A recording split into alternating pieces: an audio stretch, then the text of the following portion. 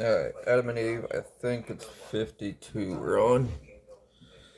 They just made skins out of the sheep that the lion devoured, so they're wearing sheep corpses or getting ready to make them or something, but Satan tried taking them, but God bound them up and showed Adam and Eve, like, this is the guy that's deceiving you, doing a bunch of wicked things.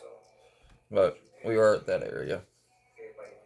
After this, Adam and Eve said no more, but cried before God because of their creation and their bodies that required an earthly covering. Then Adam said to Eve, Eve, this is the skin of beast with which we shall be covered. But when we put it in on but when we put it on, excuse me, we shall be wearing a sign of death on our bodies, just as the owners of these skins have died and have decomposed. So also shall we die and pass away.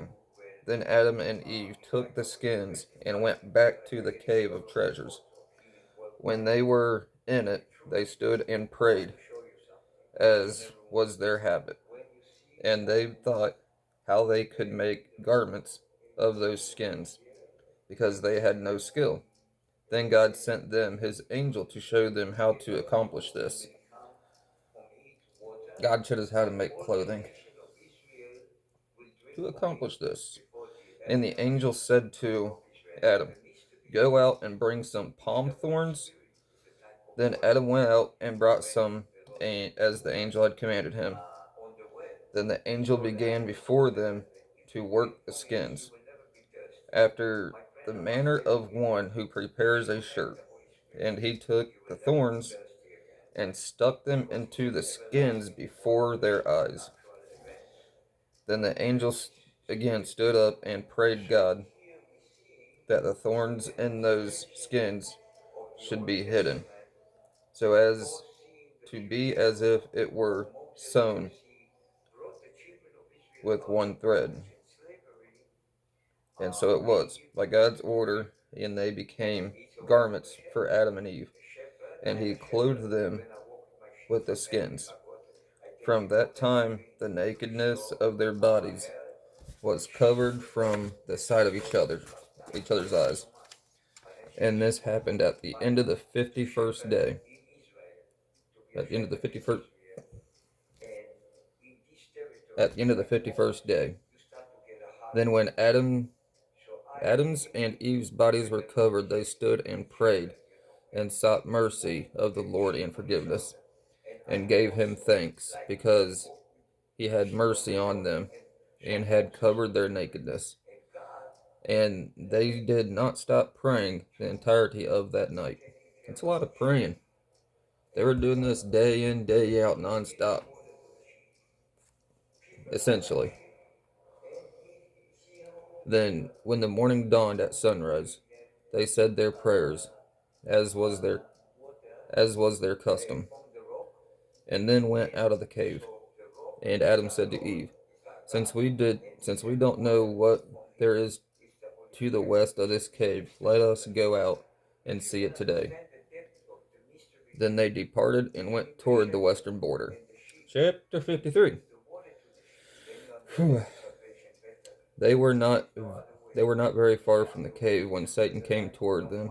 He hid himself between them and the cave, in the form of two ravenous lions that had been 3 days without food. See, Satan is the reptilian. He shapeshifter and this and that. Like, dude is evil. He's the aliens.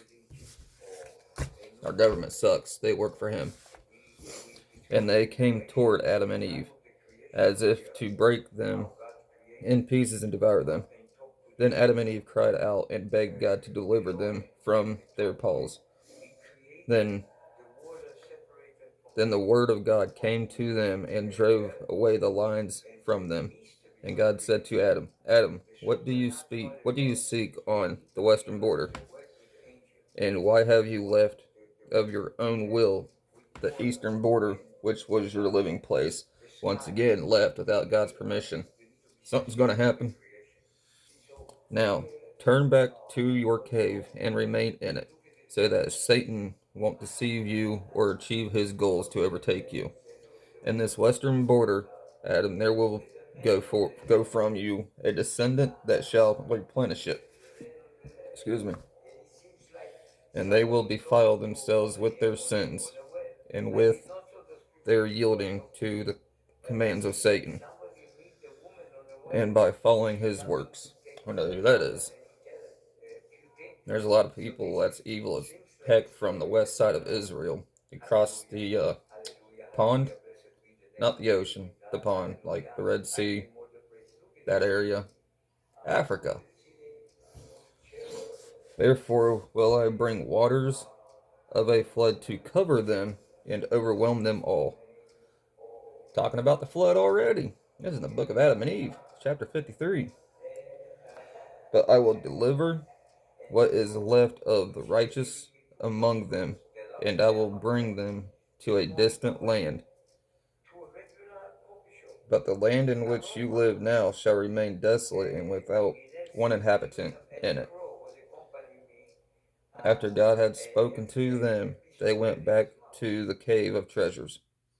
But their flesh was dried up, and they were weak from fasting and praying, and from the sorrow they felt at having sinned against God.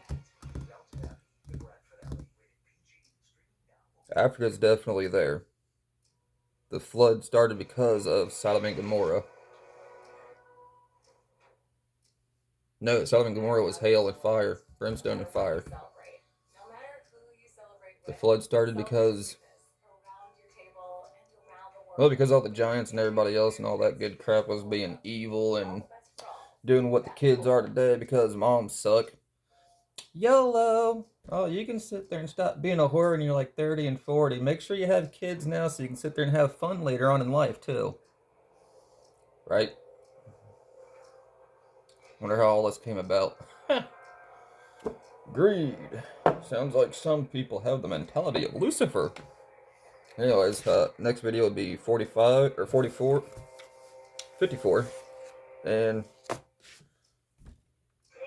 oh wait, no, I'm in the 40s. I'm sorry. That chapter was 43. Next one would be 44 and 45. My bad. Apologies.